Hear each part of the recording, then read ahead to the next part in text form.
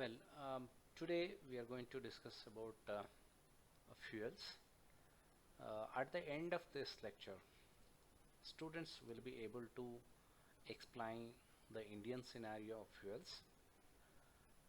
They'll be able to classify the fuels into primary and secondary sources, discuss the characteristic features of an ideal fuel, analyze a coal sample based on proximate and ultimate analysis.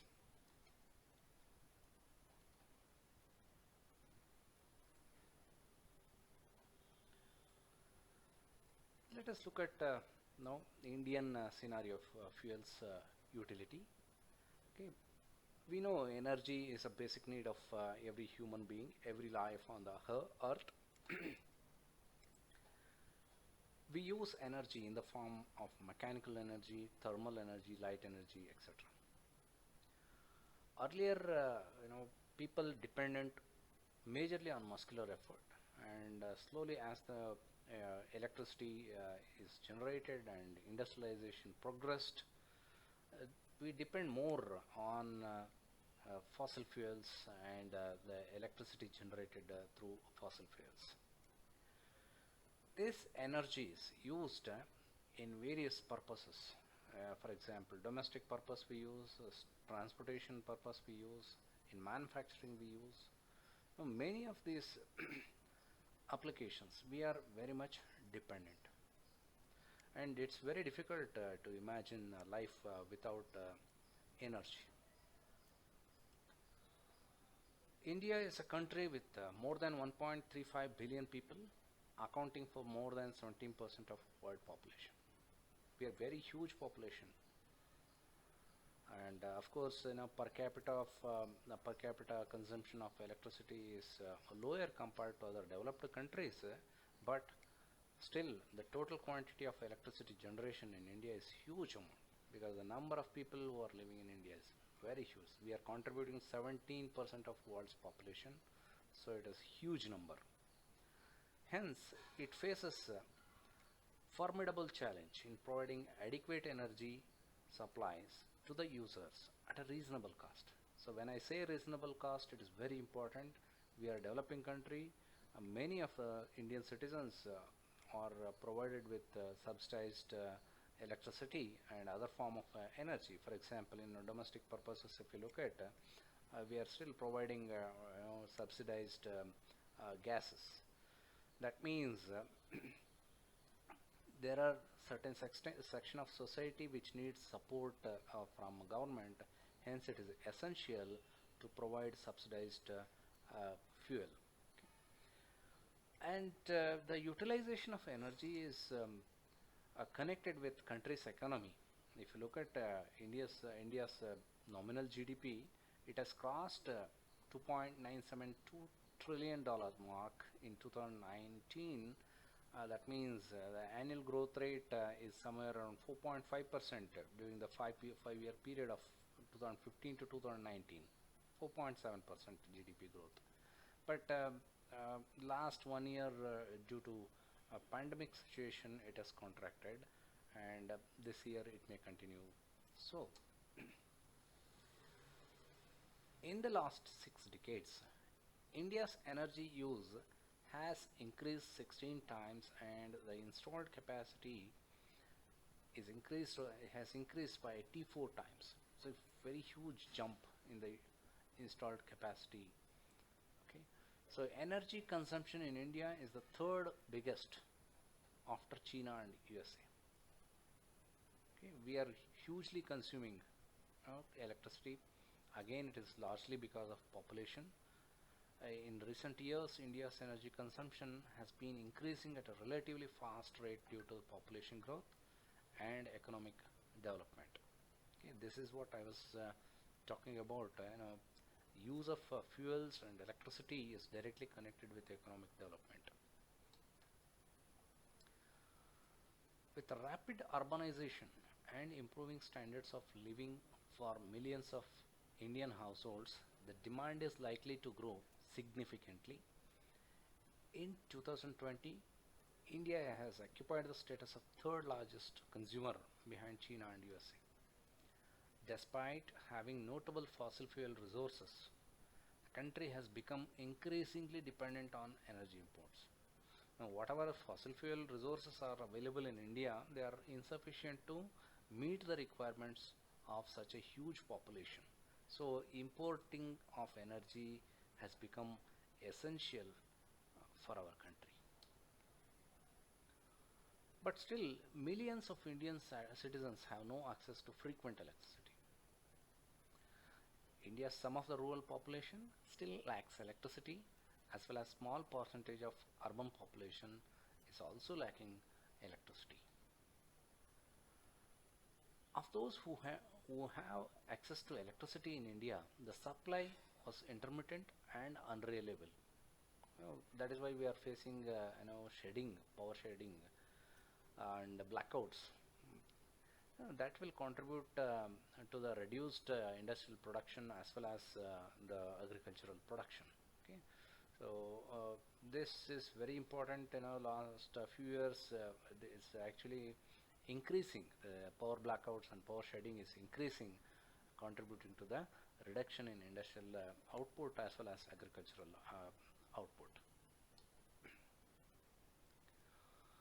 Electricity sector in India had an installed capacity of 379.13 gigawatt in February 2021, which is very huge number it is.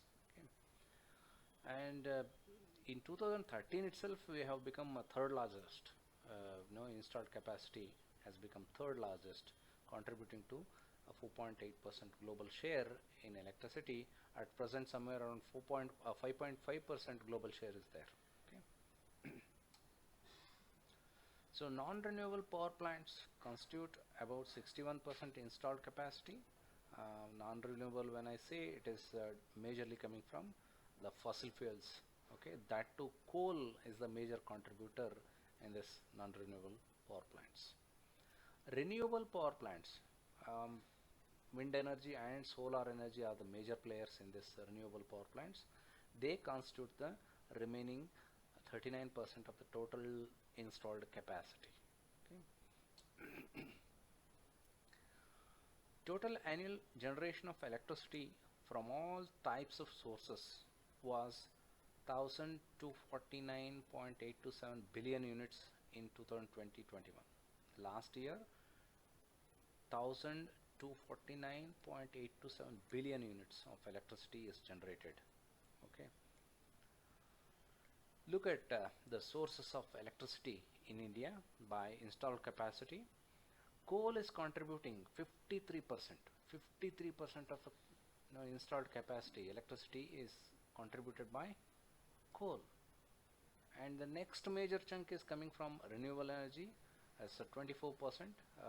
Again, I said it's majorly through wind energy and solar energy, or constituting other minor players are there like tidal energy, geothermal energy, or some other renewable energy sources. And hydroelectricity is contributing to 12% of the installed capacity. Okay, 12% of installed capacity of the electricity is contributed by hydroelectricity.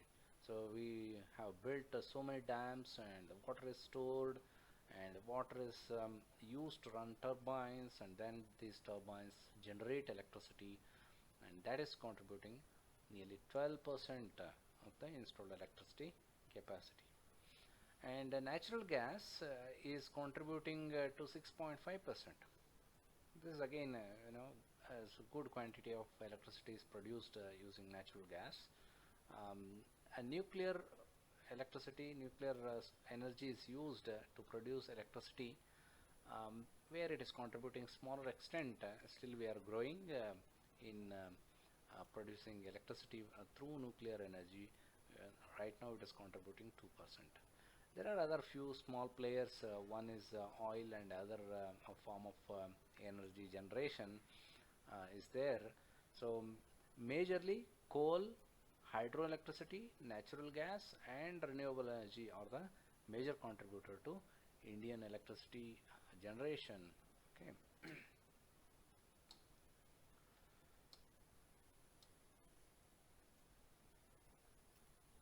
So what is a fuel? A fuel is a carbonaceous substance that liberate enormous amount of energy upon combustion, which can be effectively used for the domestic and industrial purposes. Fuel is a carbonaceous substance that liberates large amount of energy upon combustion, which can effectively be used for domestic and industrial purposes. Okay, so when fuel undergoes combustion in air, okay, it will produce carbon dioxide and water. Of course, if it undergoes complete combustion, carbon dioxide and water are the major products. If there is any incomplete combustion, then there may be CO. If nitrogen is there in the fuel, then it may generate NO, NO2. Okay, similarly, if S is there, that is sulfur is there in the fuel, it will produce SO2. Okay, later on these oxides can turn into acid rains. Of course, when fuel is combusted with oxygen or air, it will also produce energy. From where this energy will come? That is coming from the bond making and bond breaking processes. Okay, the hydrocarbons are broken down to carbon dioxide. Carbon dioxide is directly not formed. CO and oxygen. First it forms CO, and CO is getting converted to CO2, and water is formed. So bond making process is there. This will liberate lot of energy. Okay, energy is coming from bond making and bond breaking processes during the combustion. In National Accelerator Laboratory, okay, in USA, they have captured how this carbon monoxide and oxygen reacts and form a bond, liberating energy. They have used this X-ray laser. Okay, so let us look at this video. Know how this formation of bond.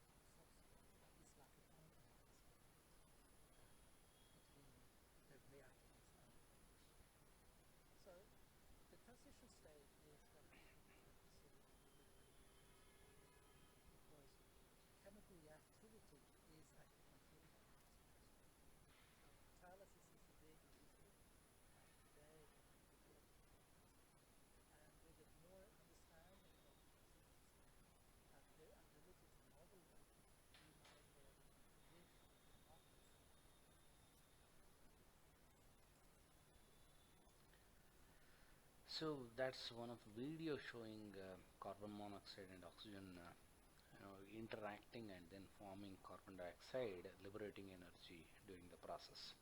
So such kind of bond making, bond breaking process will lead to generation of energy. Okay. So let us look at the classification of fuels. Fuels have been classified into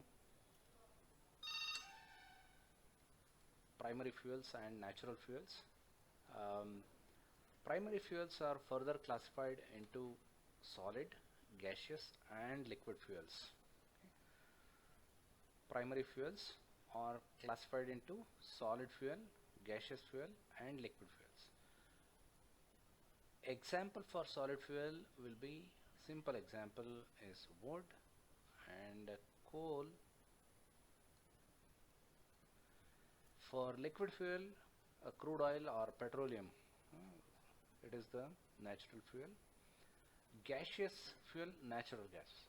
Remember all this, coal, petroleum, natural gas, these are all formed due to the bacterial action on the thick vegetations from millions of years ago that has gone below the earth crust, so into the earth crust.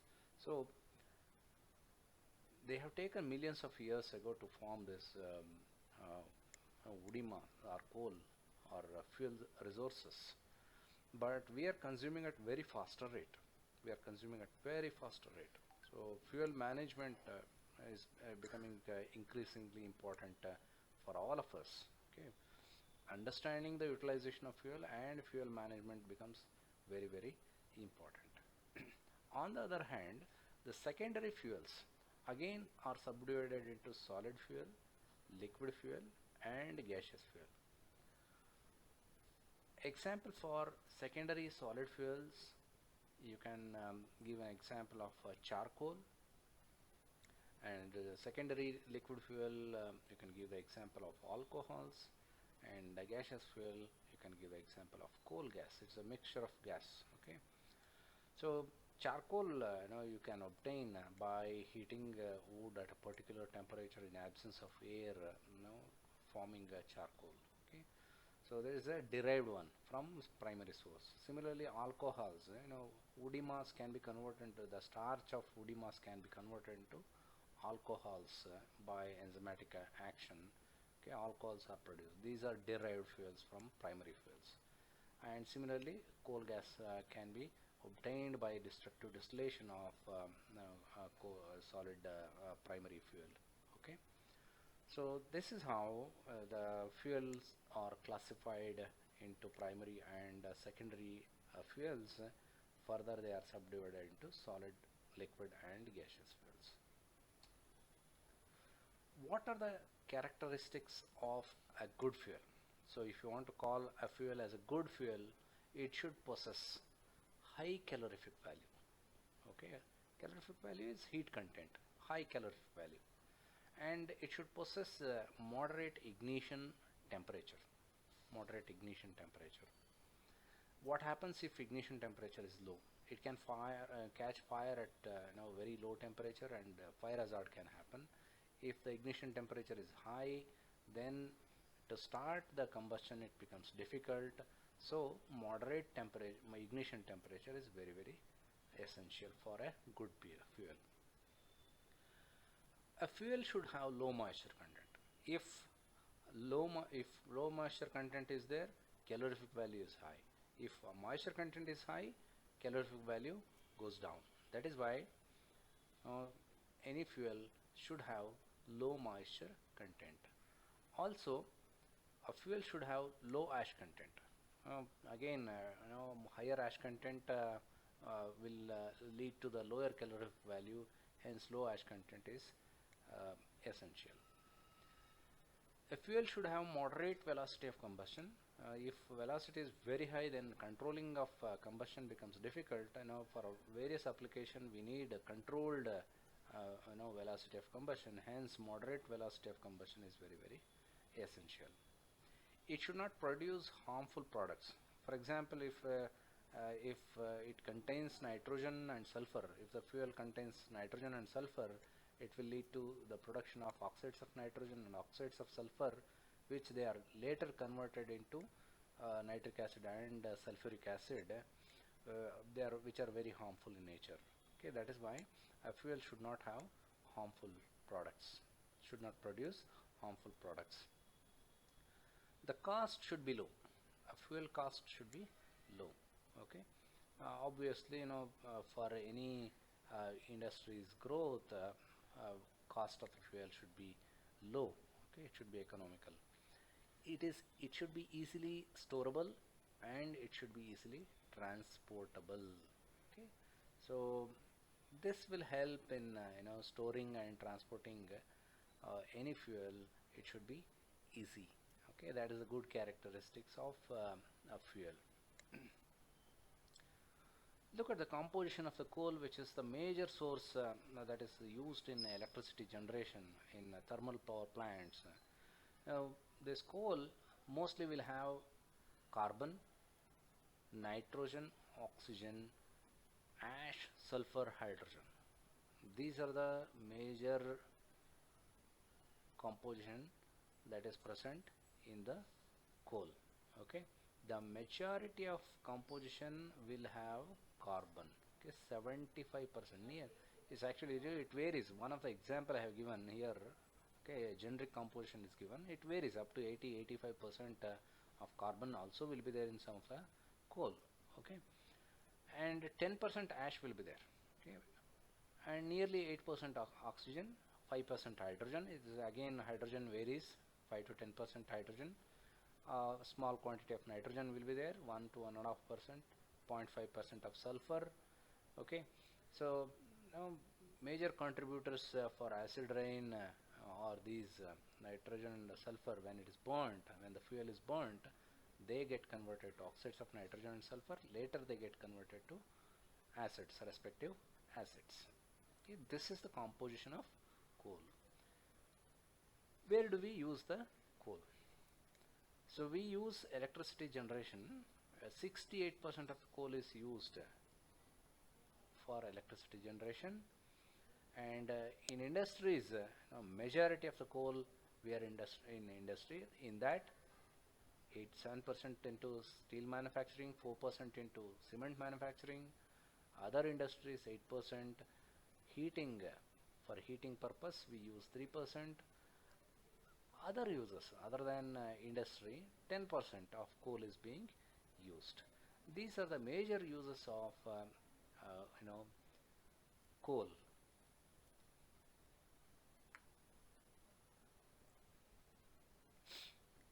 Let us look at the composition and uses of coal gas. Coal gas is a gaseous mixture. Mainly it contains hydrogen, methane, carbon monoxide. How it is formed? It is formed by the destructive distillation of bituminous coal. It is one of the class of coal. Bituminous coal is one class of coal. Based on moisture content, coal is classified into several categories. One such category is bituminous coal, which is having moderate moisture content. Okay, so this bituminous coal, when it is distilled in absence of air, if it is heated, it will give the gaseous mixture containing hydrogen, methane, and carbon monoxide. This mixture of gas is called as coal gas. Okay. So sometimes steam is also added onto the bituminous coal that will react with hot coke, and thus increasing the yield of the gas, coal tar and coke. Okay, these are byproducts of the reaction producing gaseous mixtures, that is coal gas. Okay, this coal gas is used for lighting purposes and heating purposes. Okay, and coal analysis can be done to assess the quality of coal. Two types of analysis are done. One is proximate analysis, where measurement of moisture, measurement of volatile matter, measurement of ash and fixed carbon content are done. Okay, in proximate analysis, we measure percentage moisture, percentage volatile matter, percentage ash, and percentage fixed carbon. What is fixed carbon? Percentage fixed carbon is the carbon content that is present in the coal when it is heated at a certain temperature, okay, and moisture is driven out. Okay, so what is the carbon content of that coal? It is fixed carbon. Okay, it is measured by the following equation. Fixed carbon is equal to 100 minus percentage moisture plus percentage ash percentage volatile matter. Okay, this will give fixed carbon content of the coal. So higher the fixed carbon content of the coal, the more will be the calorific value of the coal. So moisture can be determined by drying 1 gram of coal at 105 degrees centigrade for 1 hour. So what happens when we heat at 105 degrees centigrade, water gets converted to steam at 100 degrees centigrade. Slightly above that temperature is maintained, so the moisture present in the coal is evaporated. Then percentage moisture can be measured by the weight loss. How do we measure the weight loss? Before heating and after heating. Okay, so 1 gram of coal is the initial weight minus 3-4% or 5% of moisture that has gone out, the remaining weight. The difference is the weight of the weight of moisture, that is what is lost, the evaporated moisture. That weight will come here, divided by weight of the sample into 100. So this will give percentage moisture.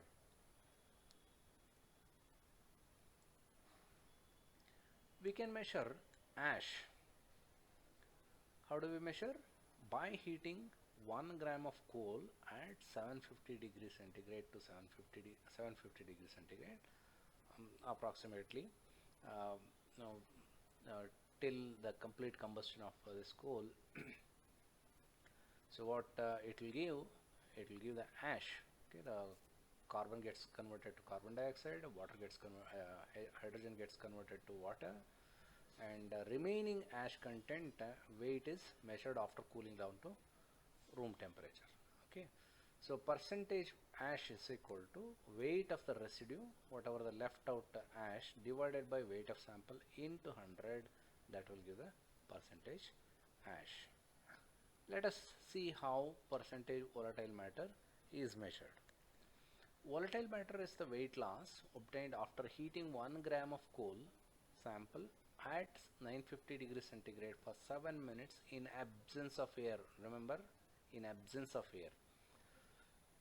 So what happens during this period of time is all carbon monoxide, hydrogen, moisture, carbon dioxide, whatever it is there, these kind of volatile matters and small molecular weight hydrocarbons, they get evaporated, they escape, okay, from coal sample. Okay, so what is the weight of these volatile matter is measured by the weight difference again, before and after heating. Okay, that will give the weight difference. Then we can calculate percentage volatile matter is equal to weight loss due to volatile matter divided by weight of sample into 100. Remember moisture, I told in the previous slide, moisture, how moisture can be measured. So weight loss due to volatile, total weight loss, that is including moisture. That moisture content, if you reduce the total weight loss, then it will give the volatile matter weight. Okay, so you can use for this calculation. Then we can tabulate this proximate analysis in this form. What we do, the as received sample, if you calculate all these percentage moisture, percentage ash, percentage volatile matter, fixed carbon, percentage sulfur, if nitrogen is there, percentage nitrogen, you will list out like this. On dry basis, that means moisture is removed, remaining is totaled, that will give percentage ash, percentage volatile matter, percentage fixed carbon, percentage sulfur.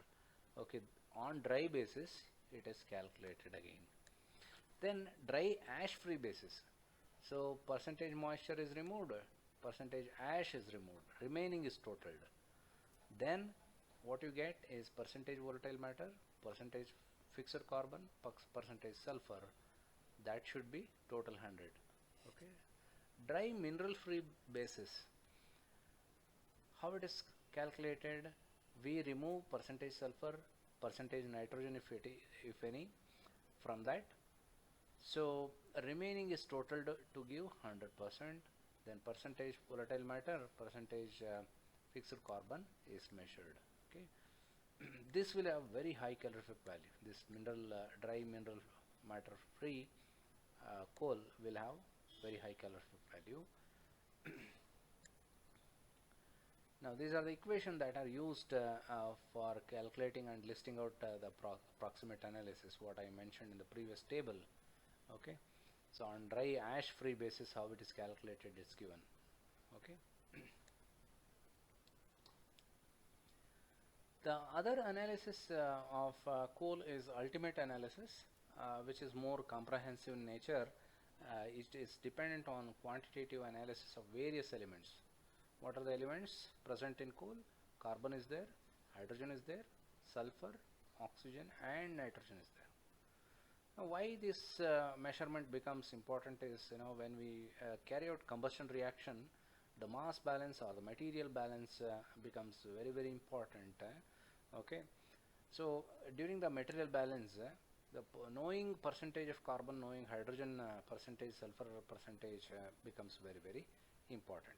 That is why ultimate analysis is very important in terms of combustion, stoichiometric combustion. These elements are calculated based on experiments and expressed on moisture free basis. We can use the equation percentage oxygen is equal to 100 into percentage carbon plus percentage hydrogen, percentage nitrogen plus percentage sulfur plus percentage ash. We can use this equation for calculating percentage of different elements present in coal. Okay. Of course, care must be taken while calculating percentage ash, where traces of calcium oxide, magnesium oxide, silica, alumina, such kind of oxides which are formed during the combustion needs to be minused, okay, to give the correct composition. Okay. So total mineral matter can be calculated by PAR formula, which is given by mineral matter is equal to 1.08 percentage ash plus 0.55% sulfur. Okay, this equation can be used to determine mineral matter, total mineral matter. We can report ultimate analysis in the tabular form for various elements present in the coal as received. That is, on moisture basis it will be like this. This is again one simple example given here. 69.8% carbon is there, 5.1% hydrogen is there, 12.5% oxygen is there, such kind of things is there. Okay. On dry basis, so you have to reduce this moisture content, remove the moisture content, and then calculate the percentage of CHONS. Okay, so you will get these numbers. Percentage hydrogen, so on moisture basis can be calculated by percentage hydrogen, the number it will come here, plus 2 by 18 into percentage moisture. What does it mean? Every 2 gram of hydrogen can form 18 gram of water. Okay, 2 gram of oxygen, 2 gram of hydrogen can form 18 gram of water. Percentage moisture is equal to percentage oxygen plus 16 by 18 percentage moisture. 16 is the atomic mass of oxygen. 16 gram of oxygen can form 18 gram of water. Okay. Similarly, on dry basis you can calculate 100 into percentage of element, each element, divided by 100 minus percentage moisture. This is a moisture free basis weight denominator. So numerator 100 into whichever the element percentage if you put, you will get dry bases. Okay, so this is how this table can be generated. So while looking at now the questions, you can answer this